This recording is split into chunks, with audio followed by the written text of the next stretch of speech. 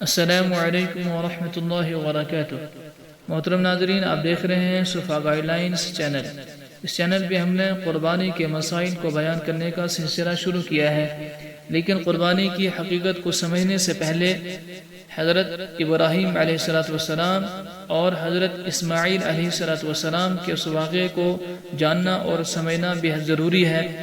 جہاں سے قربانی کا یہ سلسلہ شروع ہوا ہے۔ چنانچہ گزشتہ ویڈیو میں ہم نے حضرت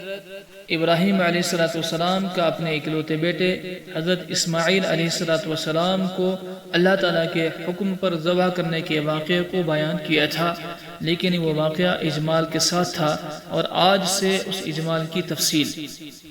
گزشتہ ویڈیو میں ہم نے قرآن پاک کی ان آیات کو ترجمے کے ساتھ بیان کیا تھا جن آیات میں اللہ تعالیٰ نے ان باپ بیٹے کے واقعے کو بیان کیا ہے،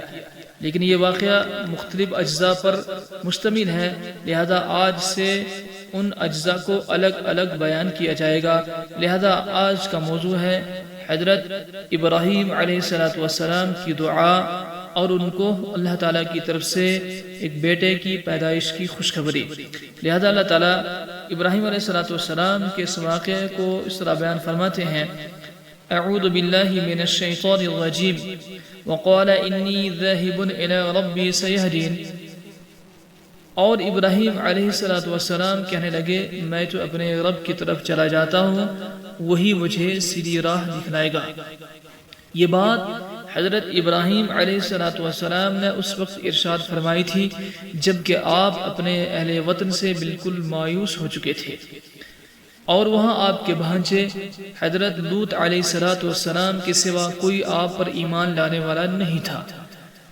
رب کی طرف چلے جانے کا مطلب، اس کی مراد یہ ہے کہ میں دارالکفر کو چھوڑ کر کسی ایسی جگہ چلا جاؤں گا جہاں کا مجھے اپنے رب کی طرف چلے جانے کا حکم ملا ہوا ہے،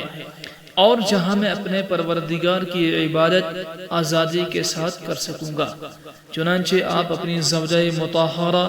حضرت سارہ رضی اللہ تعالی عنہا اور اپنے بھانجے حضرت لوط علیہ السلام کو لے کر سفر پر روانہ ہوئے،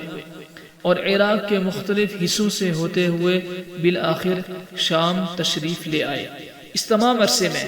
حضرت ابراہیم علیہ السلام کے یہاں کوئی اولاد نہیں ہوئی تھی،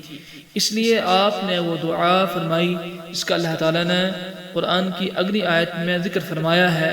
ربی حب لی من الصالحین، اے میرے پروردگار، اے میرے رب، مجھے ایک نیک بیٹا عطا فرمائیے۔ چنانچہ اللہ تعالیٰ نے آپ کی یہ دعا قبول فرمائی، اور اللہ تعالیٰ کی طرف سے آپ کو ایک فرزند کی پیدائش کی خوشخبری سنائی جاتی ہے۔ اللہ تعالیٰ فرماتے ہیں: فبشرناہ بغلام حلیم، بس ہم نے ان کو ایک حلیم المزاج بیٹے کی خوشخبری سنائی۔ بغلام حلیم،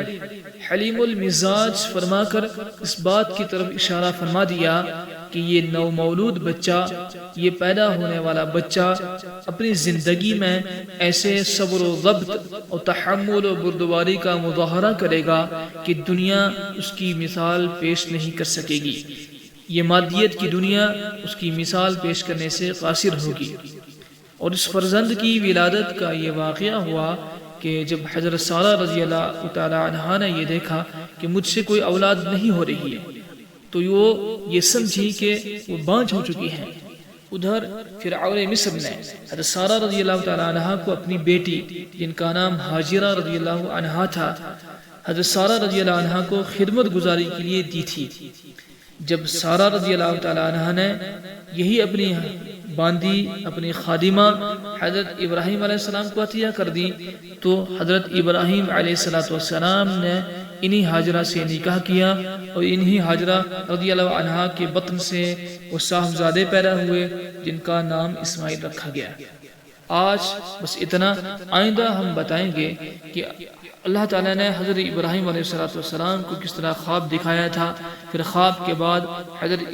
اسماعیل رضی اللہ تعالیٰ عنہ سے،